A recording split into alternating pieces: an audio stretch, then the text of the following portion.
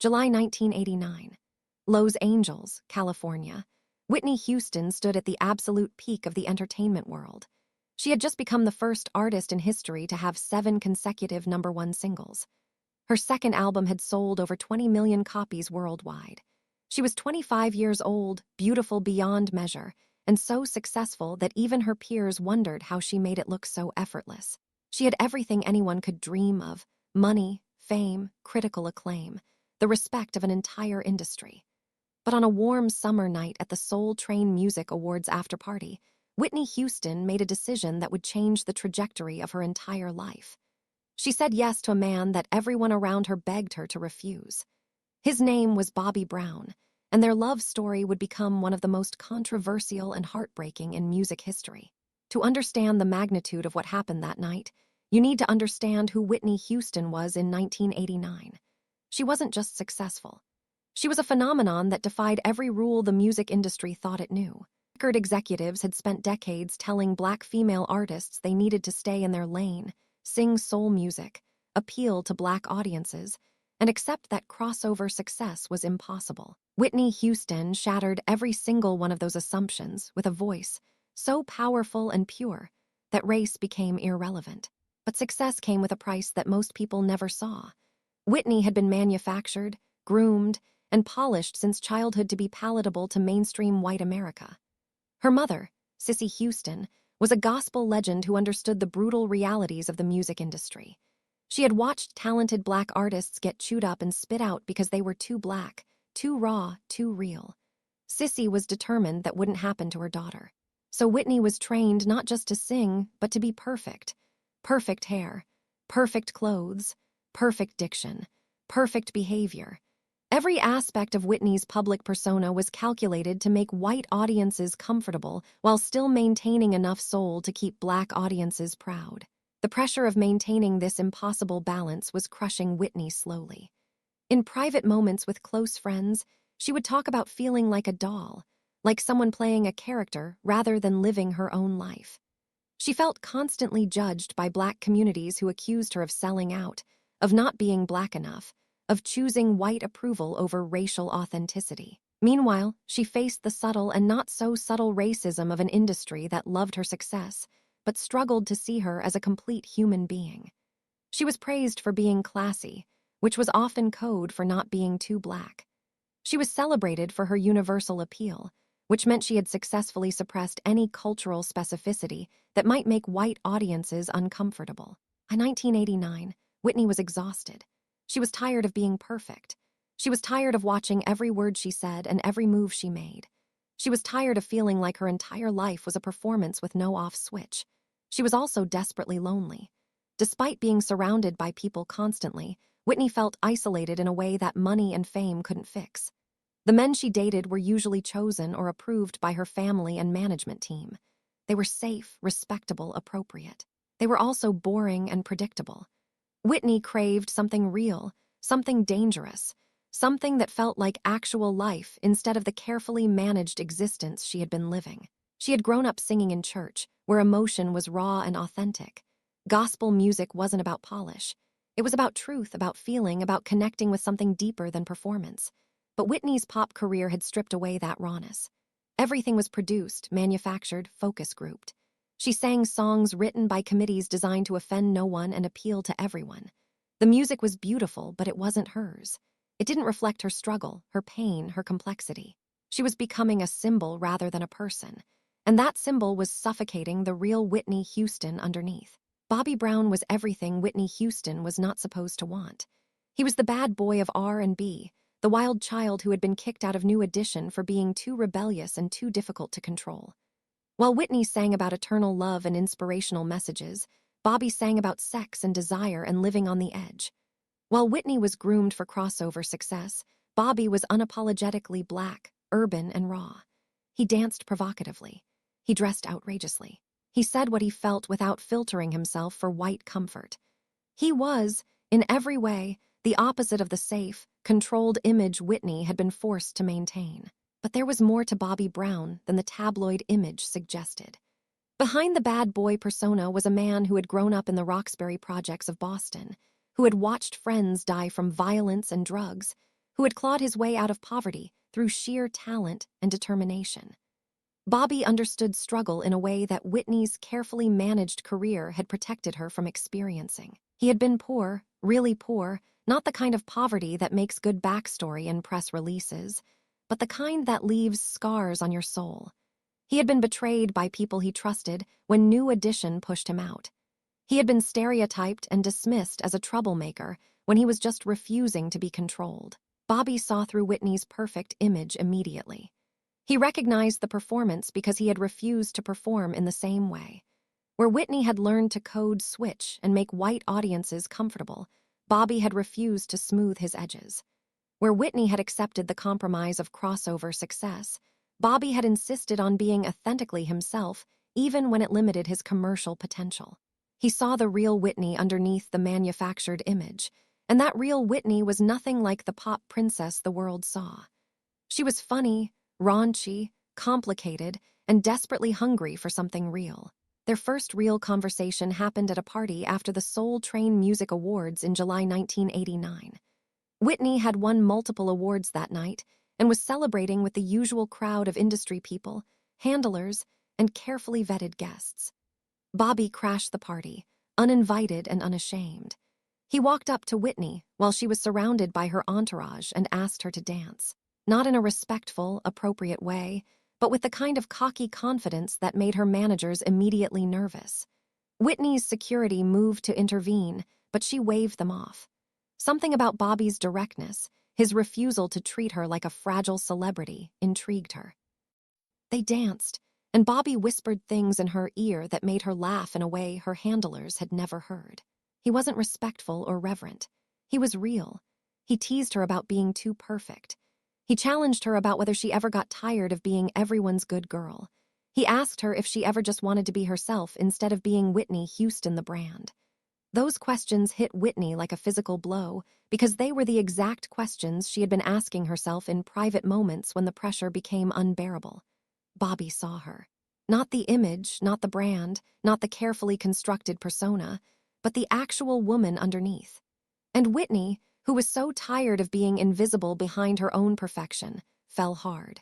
The night that would change Whitney's life forever started innocently enough. She was rehearsing for her upcoming I'm Your Baby Tonight album at a private studio in Los Angeles. The sessions were going well. Whitney was in peak vocal form, and the producers were excited about the new direction they were exploring. The music was edgier than her previous work, more urban, more rhythm and blues influenced. It was an attempt to answer critics who said Whitney wasn't black enough, though the irony was that this criticism came from trying to please everyone, which had been the problem all along. Bobby Brown showed up at the rehearsal unannounced.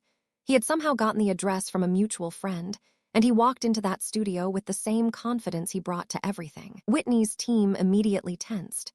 They knew Bobby's reputation. They had heard the stories about his wild behavior, his legal troubles, his inability to be controlled. They saw him as a threat to the carefully managed career they had built for Whitney. But Whitney's face lit up when she saw him, and that reaction told everyone in the room that their worst fears were about to come true. What happened next has been described differently by everyone who was there, but certain facts are undisputed. Bobby and Whitney disappeared into a private rehearsal room for over 3 hours. Her managers, her producers, her security team all waited nervously outside, knowing something significant was happening but unable to stop it. Inside that room, Bobby and Whitney had the most honest conversation Whitney had experienced in years.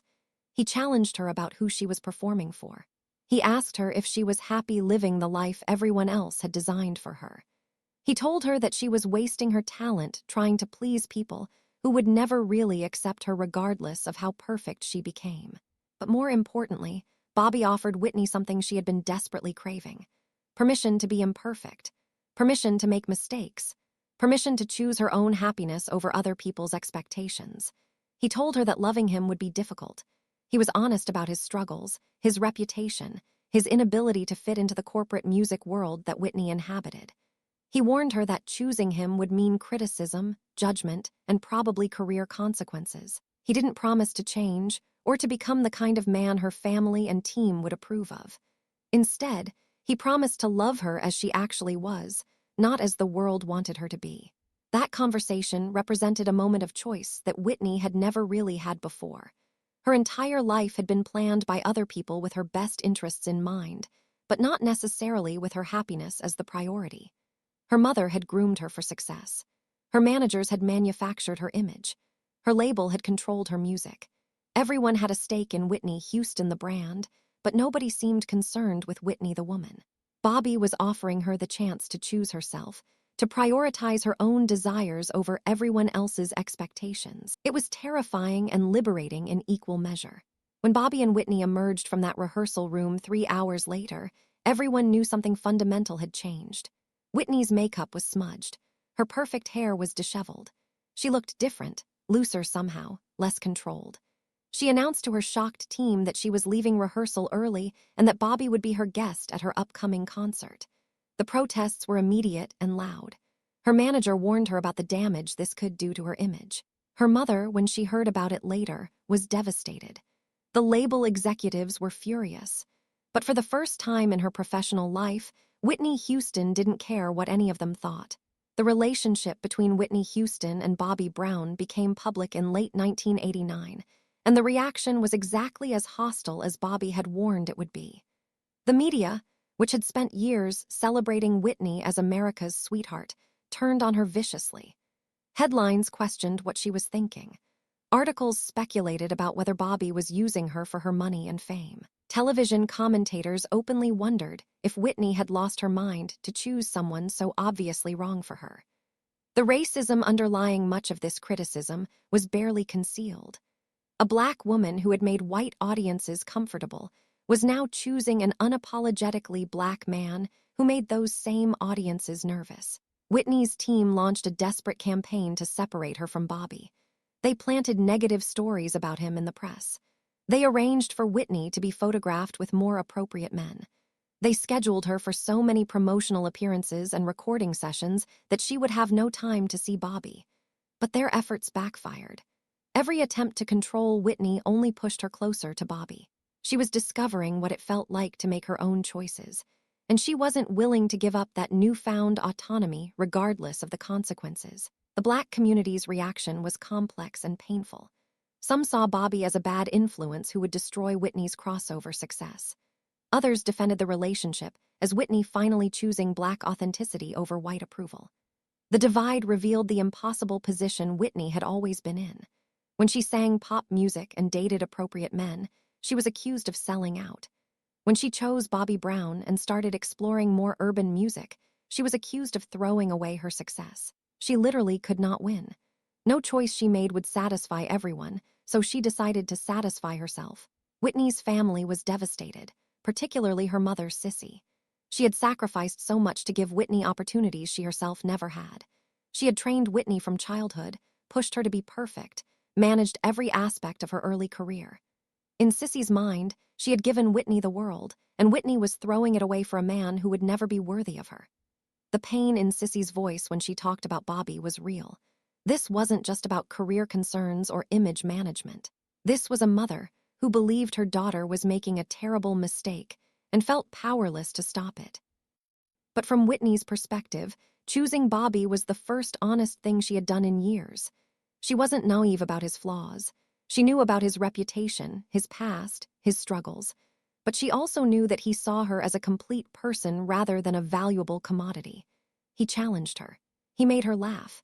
He made her feel alive in a way that all the success and fame never had. For the first time in her adult life, Whitney felt like she was living for herself rather than for everyone else's expectations and approval. The wedding came in July 1992, and it was everything the entertainment industry feared. It was big, loud, uncontrolled, and unapologetically black. Gospel music and hip-hop, formal elegance and street edge. It was a celebration that didn't apologize for who they were or try to make anyone comfortable with their choices. Whitney wore a dress that cost more than most people's houses. Bobby wore a tuxedo with sneakers. Together, they represented a middle finger to everyone who had tried to keep them apart. The story of Whitney Houston and Bobby Brown is usually told as a tragedy. A talented woman destroyed by a bad man. A perfect career ruined by an imperfect relationship. But that narrative is too simple and erases Whitney's agency in her own life. The truth is far more complicated and more human. Whitney didn't choose Bobby despite knowing it might damage her career. She chose Bobby because she needed to reclaim ownership of her own life, and he represented that freedom. The relationship was troubled from the beginning, and both Whitney and Bobby contributed to its dysfunction. Bobby's jealousy of Whitney's success created tension. Whitney's addiction issues, which had started long before Bobby entered her life, intensified. They brought out both the best and worst in each other. But the relationship also gave Whitney something she desperately needed: permission to be imperfect, space to be herself without constantly performing, and the experience of choosing her own path even when everyone told her she was wrong. The media coverage of their relationship was relentlessly negative, but much of that negativity revealed society's discomfort with Black women making choices that didn't serve white comfort or respectability politics. When Whitney was the perfect pop princess, she was celebrated. When she chose an unapologetically Black man and started living more authentically, she was criticized. The message was clear: Black women were only valuable when they made choices that white audiences approved of. Whitney's career did suffer after she married Bobby. Album sales declined. Critical reception became harsher. Opportunities that would have been automatic before became harder to secure. But this wasn't solely because of Bobby. The music industry was changing. New artists were emerging. Whitney's vocal cords were showing the strain of years of performances. Her addiction was progressing. Bobby was an easy scapegoat for problems that were far more complex and systemic. What often gets lost in the tragic narrative is that Whitney and Bobby genuinely loved each other. They had a daughter, Bobby Christina, who brought them both joy. They had moments of real happiness that aren't captured in tabloid headlines. They supported each other through struggles that most people never face. Their relationship was messy and public and often painful, but it was also real in a way that Whitney's carefully managed previous relationships never were. For better or worse, Bobby gave Whitney the gift of authenticity. When Whitney Houston died in 2012, the narrative around her life quickly focused on Bobby Brown as the villain who destroyed a perfect talent. But that narrative is unfair to both of them. Bobby didn't destroy Whitney. The pressure of perfection, the exploitation of the music industry, the racism that made her success conditional on maintaining an image that denied her full humanity, these things damaged Whitney long before Bobby appeared. Bobby was just the man Whitney chose. When she finally decided to prioritize her own desires over everyone else's expectations. The lesson of Whitney's choice to be with Bobby isn't about whether she made the right decision. It's about the impossible position that successful Black women are put in, where every choice is judged, criticized, and used to confirm stereotypes. Whitney couldn't win. If she stayed perfect, she was accused of being inauthentic. When she chose authenticity, she was accused of throwing her life away. The real tragedy isn't that Whitney chose Bobby. It's that she was never allowed to be fully human regardless of what she chose. The entertainment industry had built Whitney Houston into a symbol of crossover success, but symbols aren't allowed to have human needs or desires. Symbols exist to serve the purposes of those who create them. When Whitney decided she wanted to be a person instead of a symbol, the industry that had profited from her perfection turned against her with vicious speed.